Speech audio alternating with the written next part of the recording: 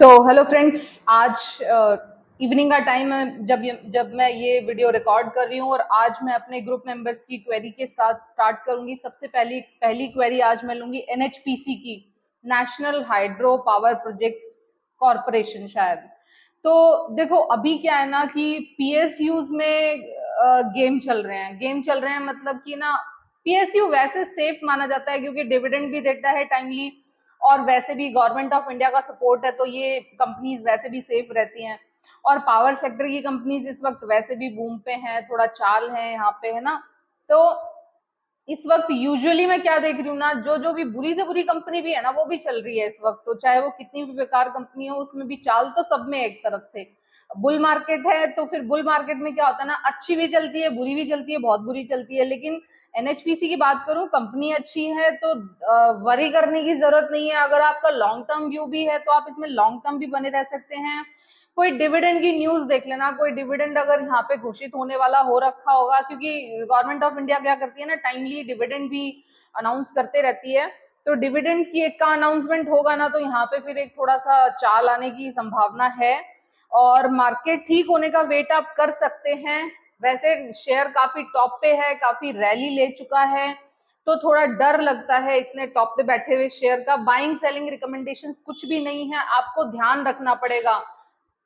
मैं केवल उन्हीं उन्हीं कंपनीज का ध्यान रख पाती हूँ जो मेरे पोर्टफोलियो का हिस्सा होती है, और इस वक्त मेरे पोर्टफोलियो में भी जो ओरिएंट सीमेंट एकदम बेकार की कंपनी है। अगर सीमेंट सेक्टर की बात करूं तो मैं उसको नीचे से दूसरी तीसरी रैंकिंग दूंगी, इस तरह की कंपनी है ओरिएंट सीमेंट। लेकिन इसके बावजूद, और मुझे लग रहा था कि ये 160 तक का जाना चाहिए, लेकिन चल रहा है उसमें गेम। वो पिछले 4 दिन से डेली 10-10% बढ़ के दिखा रहा है, और मुझे ये भी पता है ये केवल और केवल ऑपरेटर गेम चल रहा है और रिटेलर्स को यहाँ पे ट्रैप किया जा रहा है। रिटेलर यहाँ पे जब ट्रैप होते चले जाएंगे तो हो सकता है ये और 220 तक भी चला जाए। मतलब बिना सिर पैर के कंपनीज भाग रही हैं इस वक्त, और क्यों भाग रही हैं, कब तक भागेंगी, कुछ नहीं पता, कुछ भी नहीं पता। ओरिएंट सीमेंट का रिजल्ट बेकार आया था, ठीक है। हो सकता है नेक्स्ट क्वार्टर में ओरिएंट सीमेंट का रिजल्ट अच्छा है, क्योंकि जितनी भी सीमेंट सेक्टर की कंपनी है सबको ही सभी चलेंगी।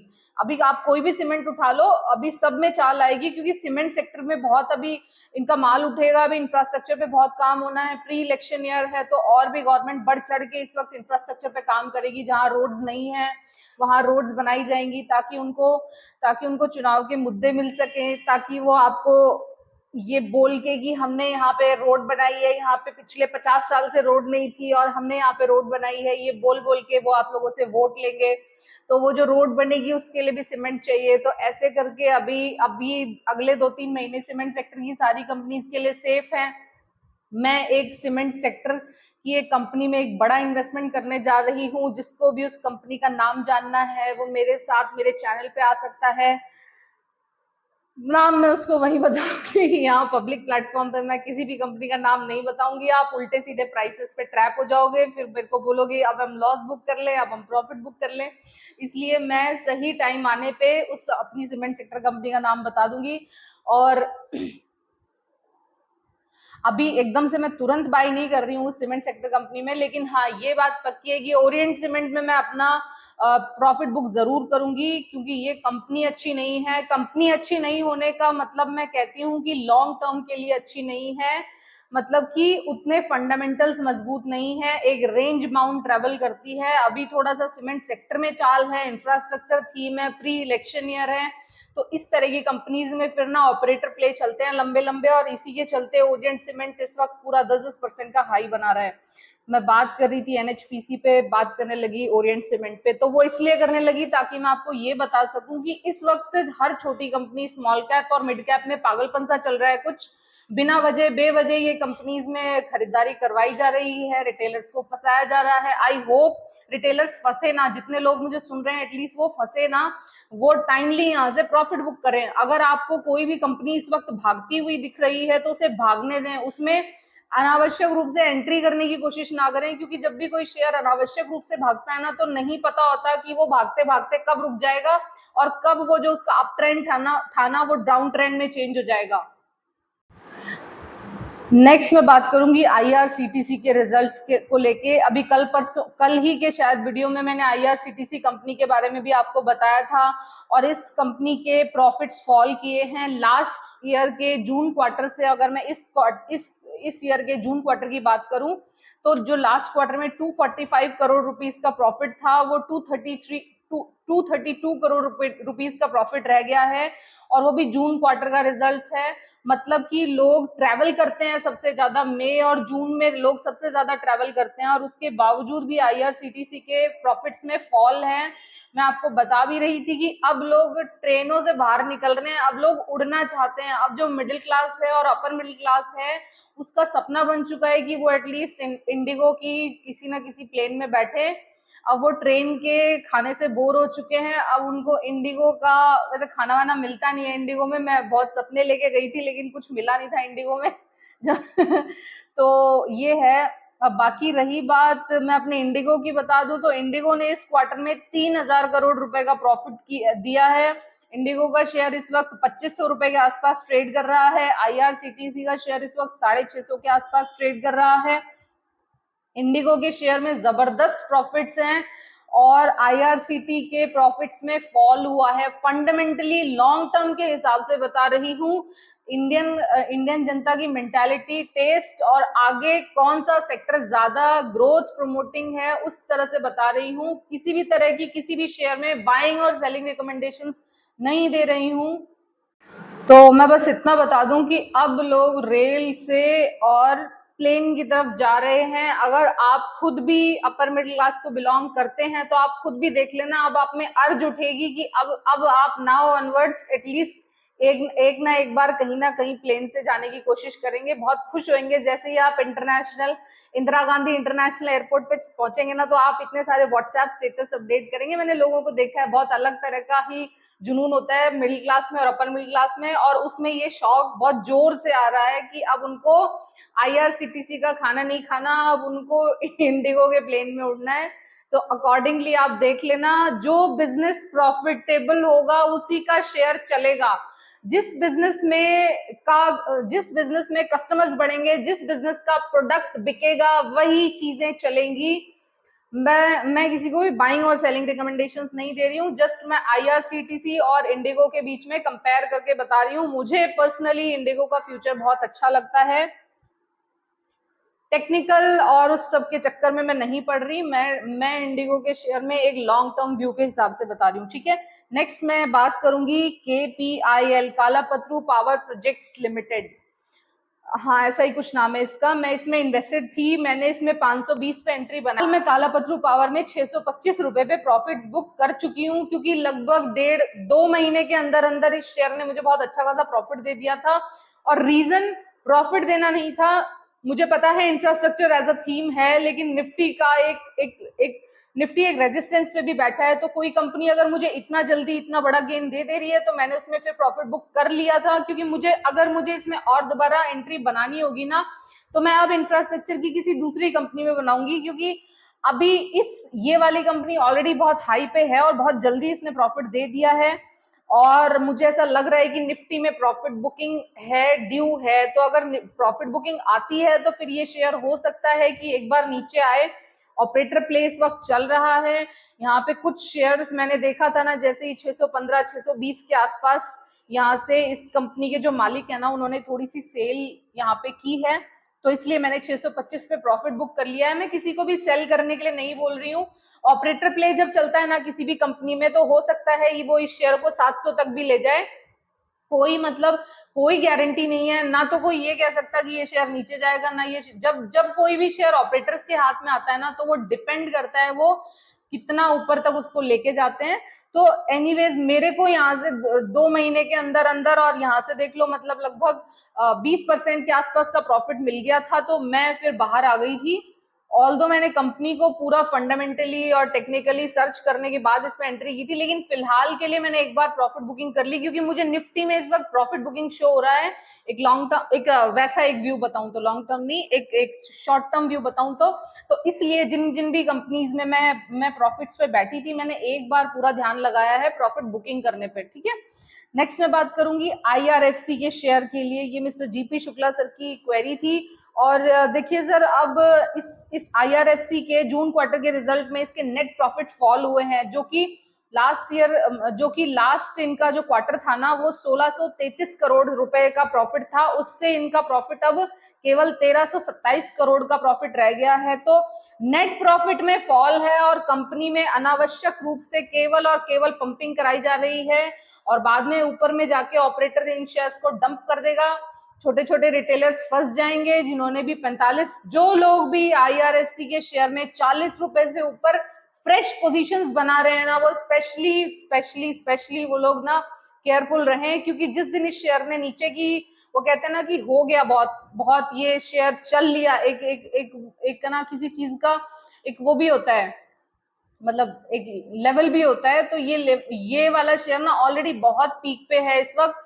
फ्रेश एंट्री नहीं बनानी चाहिए। जो इसमें इन्वेस्टेड हैं वो पूरा सुबह 9 बजे से लेकर 3 बजे तक स्क्रीन खोल के रखें और ध्यान देते रहें। फिर कुछ भरोसा नहीं होता कि जितनी तेजी से फिर ये ऊपर जाते हैं ना, उतनी ही तेजी से जब ये नीचे गिरना शुरू होते हैं तो फिर ये नीचे भी गिरते हैं। मैं पर्सनली ना तो IRFC में ना ही RVNL में इन्वेस्टेड हूँ।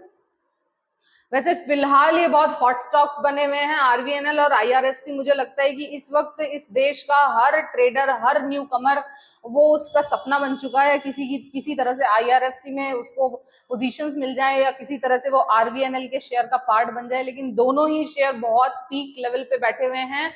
आई नो रेल इंफ्रास्ट्रक्चर इस साल की थीम थी, लेकिन एक कहते हैं ना कि भाई पीक हो चुका है। इन शेयर्स में सैचुरेशन है अब इस वक्त, जो जिस लेवल्स पे ये बैठे हुए हैं, ये सैचुरेशन लेवल कहती हूँ मैं इन शेयर्स को, इन लेवल्स को, ठीक है।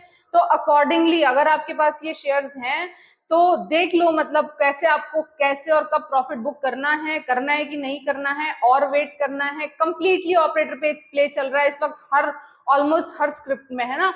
क्योंकि देखो, किसी कंपनी के अगर प्रॉफिट्स भी आए होते ना, अगर IRFC के प्रॉफिट भी आए होते ना, तो ये शेयर बढ़ रहा होता, तो फिर भी मैं सोच रही थी कि चलो जस्टिफाइड है। लेकिन अभी तो इसके प्रॉफिट्स में भी फॉल हुआ है और उसके बावजूद ये शेयर बढ़े जा रहा है। तो मुझे तो यही लग रहा है कि ऊपर में यहाँ पे ये जनता को ट्रैप करने का गेम ज्यादा चल रहा है, ठीक है।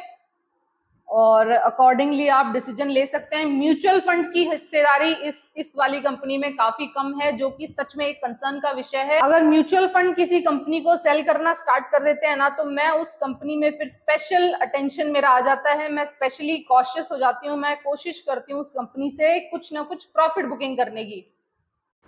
बाइंग और सेलिंग रिकमेंडेशंस किसी को नहीं है। देखो, आजकल ना एक मची हुई है, मतलब स्मॉल कैप नहीं बोलूंगी, कंपनी बहुत अच्छी है, कंपनी गवर्नमेंट PSU है, लेकिन बड़ी कंपनी, मतलब जो छोटे शेयर है ना, जो 100 रुपए से नीचे के शेयर है ना, इस वक्त उनमें आंधी मची हुई है। वो भाग रहे हैं, एकदम भाग रहे हैं। क्यों भाग रहे हैं, कब तक भागेंगे, किसी को नहीं पता, ठीक है। मुझे मेरी जो कंपनीज है ना, जहां मैं इन्वेस्टेड हूँ, जैसे मैंने आपको बता दिया, ओरिएंट सीमेंट में मैंने सोचा था 160 तो ये जाना चाहिए, लेकिन वो इस वक्त 190 195 चल रहा है, तो मैंने इसको नहीं बेचा, क्योंकि मैं उसका ध्यान रखती हूँ, मेरी कंपनी है। तो मेरा ध्यान, जो मेरी कंपनी, मेरे पोर्टफोलियो का शेयर होता है ना, मेरा ध्यान सारा उसी पे रहता है। आप ध्यान रखें, 9 से 3 के बीच में इस पे स्पेशल अटेंशन दे, ठीक है। नेक्स्ट बात करूंगी मिस्टर आशु राजपूत सर। ये कहते हैं, डू आई स्टिल बिलीव कि निफ्टी नेगेटिव होगा। तो सर पता नहीं, मैं देखो, ये कोई भी नहीं कह सकता, कोई भी एनालिस्ट ये नहीं कह सकता कि निफ्टी ऊपर जाएगा कि निफ्टी नीचे जाएगा।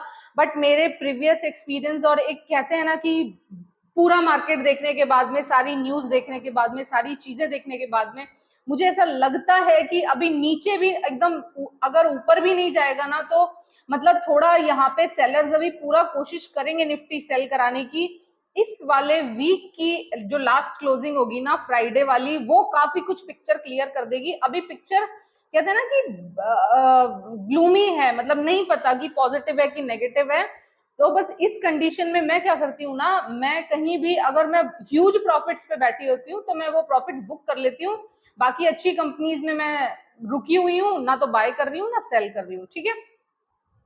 और बाकी फ्राइडे तक मैं आपको ये कंफर्म बता दूंगी कि अब निफ्टी का हाल कैसा रहने वाला है। नेक्स्ट मैं बात करूंगी मिस्टर प्रणव प्रमाणिक सर की क्वेरी है। इनकी 2 क्वेरी थी, एक तो KPIT टेक्नोलॉजी के लिए और एक हैप्पीएस्ट माइंड के लिए। केपीआईटी टेक्नोलॉजी गुड कंपनी है, एआई की कंपनी है, काफी हाई पे बैठा है, थोड़ा ध्यान रखिए, मतलब वही 9 से 3 आपको इसका ध्यान रखना पड़ेगा।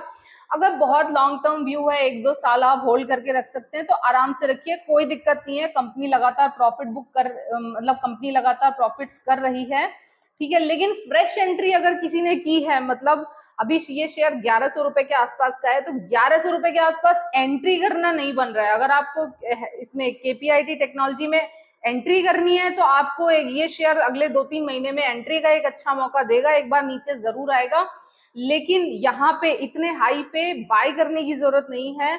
इतने हाई पे तो प्रॉफिट बुकिंग बनती है। अब वो आपकी किस्मत है कि और आपका वॉचफुलनेस है कि आप कहाँ कितने हाई पे प्रॉफिट बुक कर पाते हैं। बाकी कंपनी अच्छी है, बने रह सकते हैं, कोई दिक्कत नहीं है कंपनी में, ठीक है।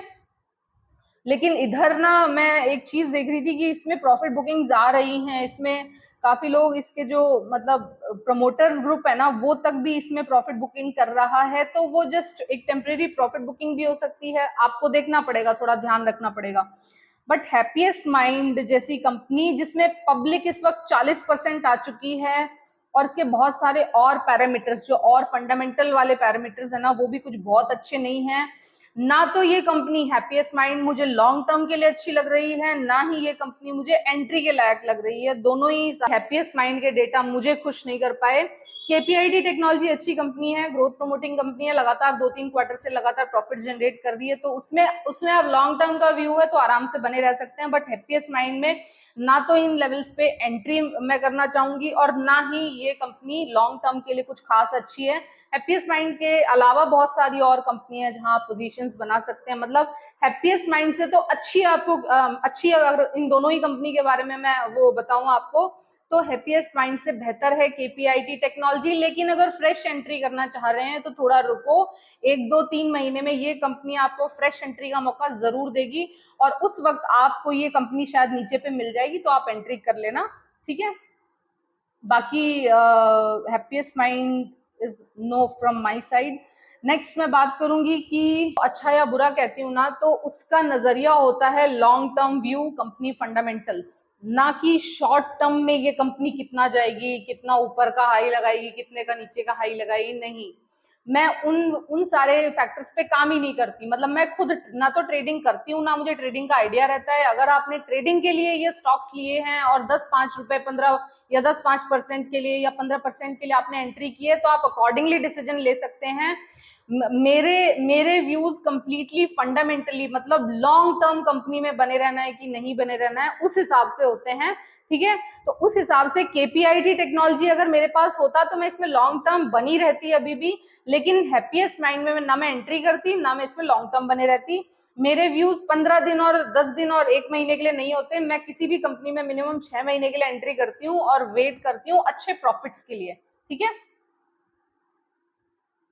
नेक्स्ट, आज नई नई न्यूज आई थी कि अडानी ग्रुप और अडानी विल्मर में अपना हिस्सा बेच रहा है। तो ऐसे में जिनके पास भी अडानी विल्मर का शेयर है ना, मैं उनको बताना चाहूंगी कि ये बहुत ही बुरी बैड न्यूज है, क्योंकि जिस दिन अडानी ग्रुप अपना हिस्सा बेचेगा ना, तो उस दिन आप सोचो कि बहुत बड़ा एक अमाउंट, मतलब क्योंकि अडानी के पास बहुत बड़ा स्टेक होगा अडानी विल्मर का, तो बहुत बड़ा अडानी का के शेयर्स मार्केट में बिकने के लिए आएंगे। तो ऐसे केस में बहुत गंदी तरीके से ये अडानी विल्मर का शेयर टूट सकता है।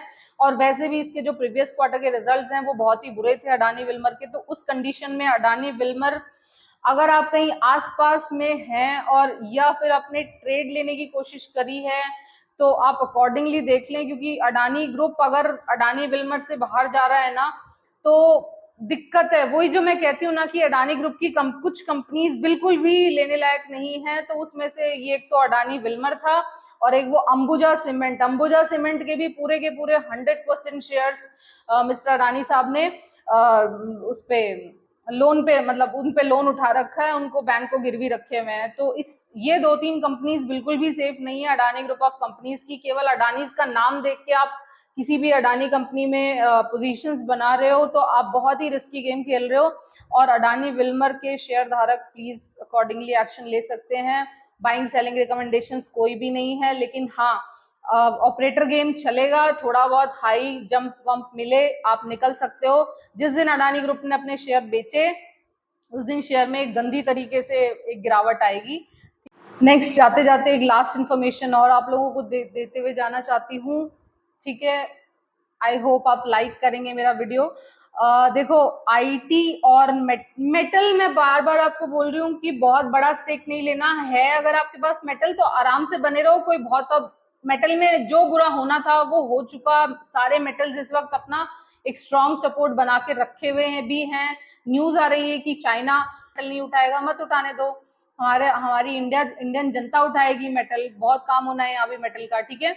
तो और मेटल में जो भी लो पॉइंट्स बनने थे वो बन चुके हैं, ग्राफ भी इनका ठीक है, और अब मेटल में रिकवरी होगी। मुझे नहीं लगता कि मेटल में अभी और डाउन साइड्स बचे हुए हैं क्या, ठीक है। तो ऐसे में जो भी आपका सेल है, टाटा स्टील है, जेएसडब्ल्यू स्टील है, जिंदल स्टील है, इन अच्छी अच्छी कंपनीज को आप आराम से पकड़ के रख सकते हैं, कोई दिक्कत नहीं है इनमें। यहाँ छोटा छोटा क्वांटिटी हो सकता है, तो कभी 1000 का, कभी 2000 का, इस तरह से आप मेटल्स में अक्यूमुलेट कर सकते हैं। ये अक्यूमुलेशन के लिए बेस्ट टाइमिंग्स हैं। वही आईटी में अभी आपको कुछ नहीं करना। मुझे ऐसा लग रहा है कि नवंबर, दिसंबर, जनवरी में आईटी में एक ह्यूज सेलिंग अभी बाकी है। अभी आईटी का वर्स्ट शायद बाकी है, मुझे ऐसा लग रहा है। केमिकल सेक्टर नेक्स्ट 3 मंथ्स के लिए मेरा व्यू नेगेटिव ही रहेगा। मैं ना तो किसी भी केमिकल में एंट्री करूंगी और ना ही किसी को भी बोलूंगी कि आप भी एंट्री करें, क्योंकि केमिकल सेक्टर एनालिसिस मेरा देख लेना और अच्छे से केमिकल सेक्टर पे आपको मेरा व्यू चाहिए तो। और हाँ, ऑटोज बहुत चल चुके, मुझे ऐसा लग रहा है थोड़ा बहुत और चलेगा। मतलब क्या कहते हैं ना कि अगर कोई पैटर्न है, मतलब 0 से अगर 100 किसी चीज को जाना है, तो ऑटोज ऑलरेडी 60-70% चल चुके हैं, ठीक है। लेकिन मुझे ऐसा लगता है कि और ज्यादा जो अभी होप बन रही है ना, ऑटो से भी ज्यादा मुझे ऑटो पार्ट्स अब अट्रैक्टिव लगते हैं। इनके वैल्यूएशन, इनके रिजल्ट्स बहुत अच्छे अच्छे आए हैं। तो ऑटो की बजाय ऑटो पार्ट्स में एंटर करो अगर ऑटोज अट्रैक्ट कर रहे हैं तो। और बैंकिंग और फाइनेंस इस साल की थीम है, बैंकिंग और फाइनेंस में जबरदस्त तेजी रह सकती है। आई विश कि आपके पास कोई ना कोई अच्छा बैंक और कोई ना कोई अच्छा फाइनेंस की कंपनी होगी, तो आप शेयर मार्केट का असली मजा ले पाएंगे। कल का रिजल्ट बस, तो आपको मैं बस यही कहूंगी, ठीक है। Thank you so much. मेरी वीडियो अच्छी लगी हो तो लाइक कर देना, नहीं लगी हो तो मत करना, और क्या बोलूं यार। चलो take care, tata, bye bye.